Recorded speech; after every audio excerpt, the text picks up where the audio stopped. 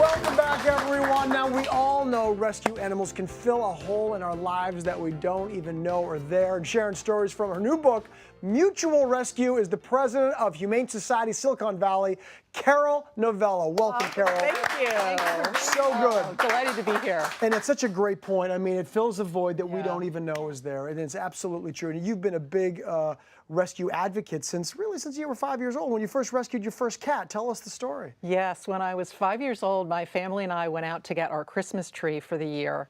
And while we were there, we ran across a stray cat. And I begged my mom to let us adopt this kitten. And it was just the most heartwarming experience I had. And not only was it about rescuing that animal and providing it a home, it actually became a connection with my mom. And I really realized that animals are a way for us to connect with people, not just with animals. It's so true. And I mean, you're preaching to the choir when you tell that story to Larissa, because I know that your mother was also incredibly instrumental in your love for rescuing animals as well, right? Yeah, it was so interesting hearing your story, because I didn't know that originally when I was introduced to your work. And yeah, my mom was the original rescuer, and her and I became so close over something so wonderful, which, you know, now that she's passed, hopefully she is looking down and so, you know, appreciative that I'm continuing in her legacy. But it is amazing how it connects you to people, whether it's strangers or your parents. Yeah. Right. It makes such a big difference. And to that point, the name of your book, Mutual Rescue, love right? that Rescuing name. them rescuing us. Of course, it's such a great name, but not only the name of your book, it's also what you call your initiative, right? So tell us about Mutual Rescue. Yeah, so Mutual Rescue came about because as I stepped into my role as president of Humane Society Silicon Valley, people would sometimes say to me, why are you helping animals when you could be helping people? And I thought that was a really curious question because I knew the impact they had in my own life.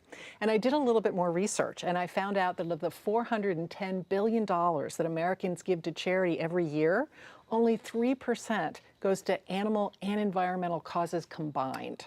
Oh my goodness. Right. Combined. Combined. So that's, if we're going to split it down the middle, 1.5. Yeah, exactly. Best case right. scenario, probably 1.5. Oh my Right, I'm sure a exactly. lot of that goes to environmental. Sure. Yeah, and that's all animal causes too. So, you know, wildlife, companion animals. Yeah, it's kind of How is that even mind-boggling. possible? That really just gave me chills. That's I know. awful to hear. Yeah, so Mutual Rescue is about changing the conversation from people or animals to people and animals. Because what we want people to know is that supporting animals, whether it's volunteering or financially supporting, you're actually helping humans too. It's not detracting or taking away from humans' problems. It's actually part of the solution. Yeah, and you can help both.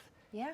It doesn't have to be one or the other. And just like you said, it's a, you know, it is helping humans by having by adopting the animals. Yeah. And this is just, it's not, your book's not just stories about humans and their animals and animals and their humans and how they help one another. There is real scientific research from doctors that states, tangible stuff that states this really is very healthy for people. Yeah, it's amazing. There actually was a recent survey done, and 60% of doctors in this survey recommend adopting an animal as a way to improve your physical, emotional, and mental health. And 97% believe that there are health benefits to having a pet.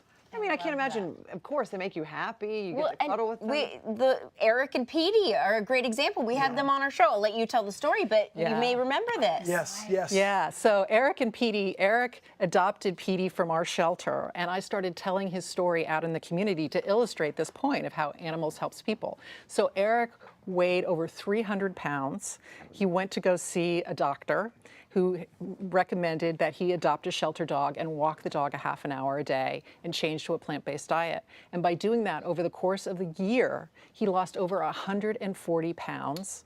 Petey lost 25 pounds, so they did it together. I remember. And that's just the physical benefits. Sorry to interrupt. That's okay. I remember talking about how it helped him to not be isolated anymore. That was a huge factor. Remember? It's the best. Yeah, that was a huge part of his, I mean, he really credits this animal with giving him an experience of unconditional love. It really changed his life around and gave him a sense that he could believe in himself. He started running marathons because he looked at Petey, and Petey's like, I know you can do it, dude. And he did. And kind of what you were just saying, and something that's in your book that I really related to, was the playfulness that animals bring you. Because I can be home feeling alone and look at Muppet and she does some weird, silly move, and all of a sudden I'm laughing and I'm taking videos and I'm talking to friends about it. And I know there was Judy, right, in your book, who kind of it got an animal and it brought that side out. Yeah, so Judy is a wonderful story. She's an older woman, she's in her 70s, and her mom had passed. She'd gotten really attached to her dog, and then that dog passed, and she found herself all alone. And she decided she really needed to do something about it. And so she drove 500 miles to rescue Yuki.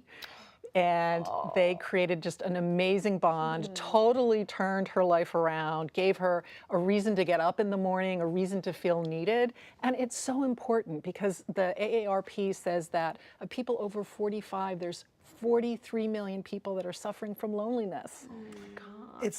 I mean, it's so important, and as far as like what pets can actually do, I mean, obviously there's the physical aspects, there's the emotional aspects. You're talking about loneliness. As I've talked about, we're fostering little Rocky at our house. Oh, yay, people are coming over. I love that. People are coming over to kind of you. meet Rocky, and then we had a gentleman last night to come over, meet him, potentially adopt him, who was newly divorced and was very lonely. And this is the perfect match because Rocky's very demanding and wants like full attention, and he needs the attention. And I just sort of watched it happen. I'm like, oh, this could be a match made in heaven. But to your point, like mutual rescue, helping each other. And I know, Larissa, you are no stranger. You know firsthand the benefits that animals can have in everybody's lives. Yeah, and you know what else I really like about it? It doesn't have to be your animal. And that's something so important that I want people to know, because even if, and we talk about this all the time, I would love everyone to go out and adopt, but not everybody can do that right now, and that's okay. It's better to know your limits. But you know, one of our makeup artists, Michelle, just got off of a really crazy, scary flight. And what's interesting about this, she was with a bunch of kids. They were all doing a gymnastics meet. As soon as they got off the flight, the airport called in all their senior dogs to come be in the gate at the terminal. And these dogs brought so much relaxing power to everybody after their nerves were fried. So just being around animals or petting animals.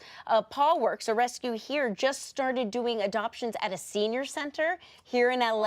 And look at the seniors light up. Again, these aren't even their dogs. These photos just warm my heart. And I love the thing about that you get to like take a dog home and spend the night just for the night. Well, and that's something Doggy Day Out, which is a lot of these shelters across the country are doing, where you can go basically rent a dog for the day, and you're also trying to help them find a home. And you, I think on your website you have listed all the different shelters and rescues around the country that do that. So I highly recommend people get involved. It's a fabulous way to get some exercise, bond with the dog, and then advocate for that dog and help it get adopted. Even if you can't bring it into your own home, you can still do something for these animals.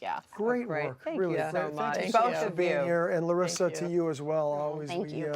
We always appreciate hearing everything. Well, Mutual Rescue is available now. For more information, also please visit mutualrescue.org, everybody. And you all stick around because